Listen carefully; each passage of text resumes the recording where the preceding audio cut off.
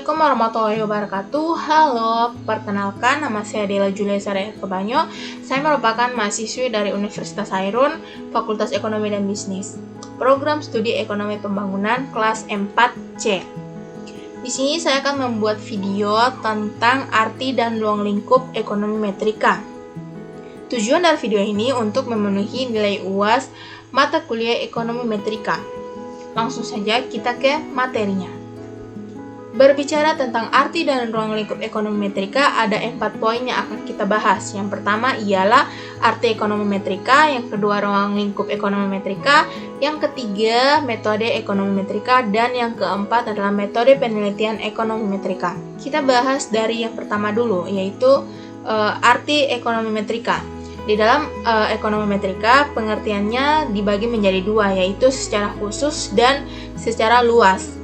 Secara khusus adalah ilmu yang berkaitan dengan masalah pengukuran atau hubungan ekonomi.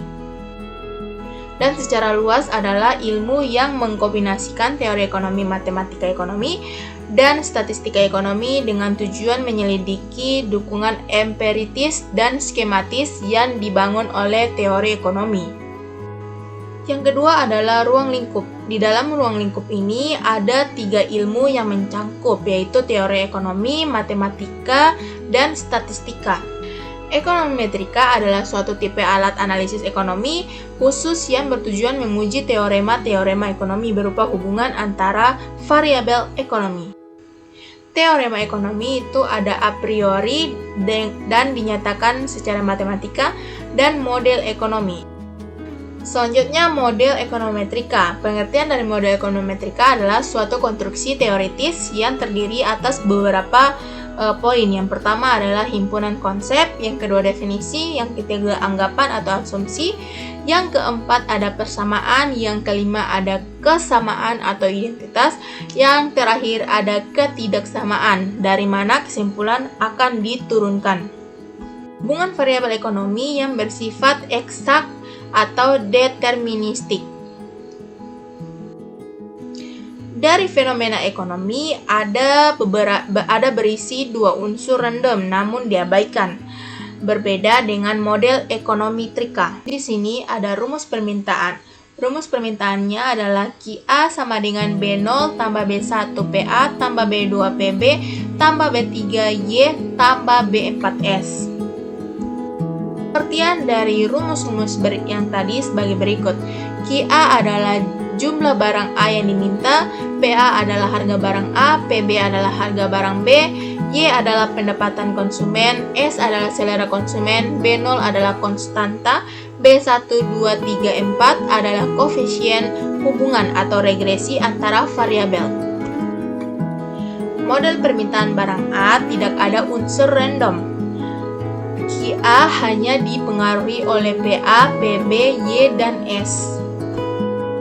Soalnya pengertian dari model ekonomi metrika adalah suatu konstruksi model yang diturunkan dari teorema ekonomi, diuji dengan pengamatan empirik dan menggunakan metode ekonomi metrika,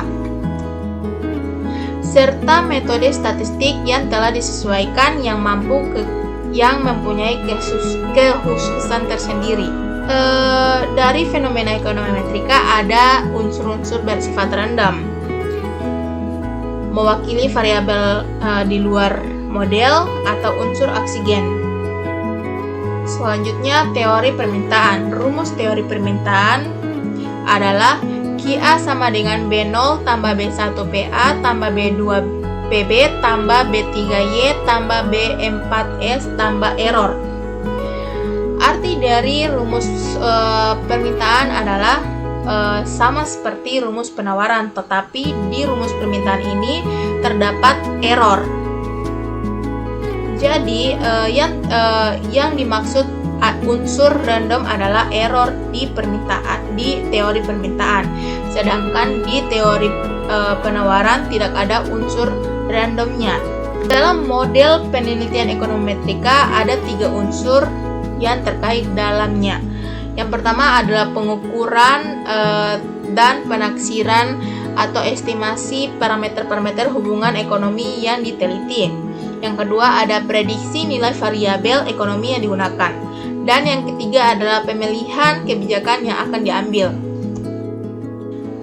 Hubungan ekonomi yang diteliti itu bersifat kasual atau sebab akibat, mengandung pola perilaku manusia atau masyarakat. Berikutnya ada tipe hubungan, umumnya ada 4, yaitu hubungan identitas, hubungan teknologi, hubungan kelembagaan, dan hubungan perilaku.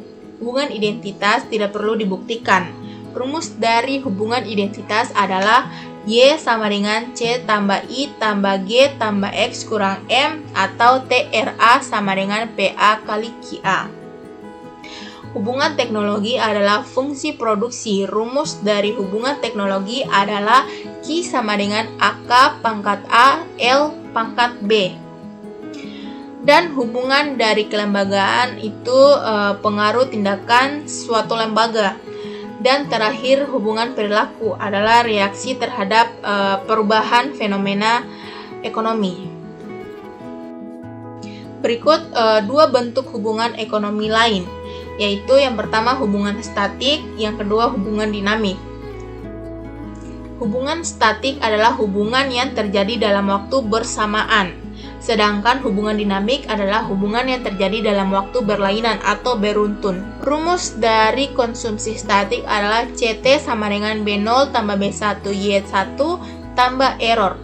Kemudian fungsi konsumsi dari dinamik atau rumus dari dinamik adalah CT kurang 1 sama dengan B0 tambah B1 Y1 tambah B2 YT kurang 1 tambah error.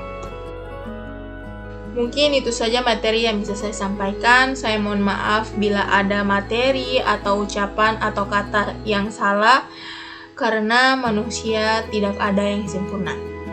Wassalamualaikum warahmatullahi wabarakatuh.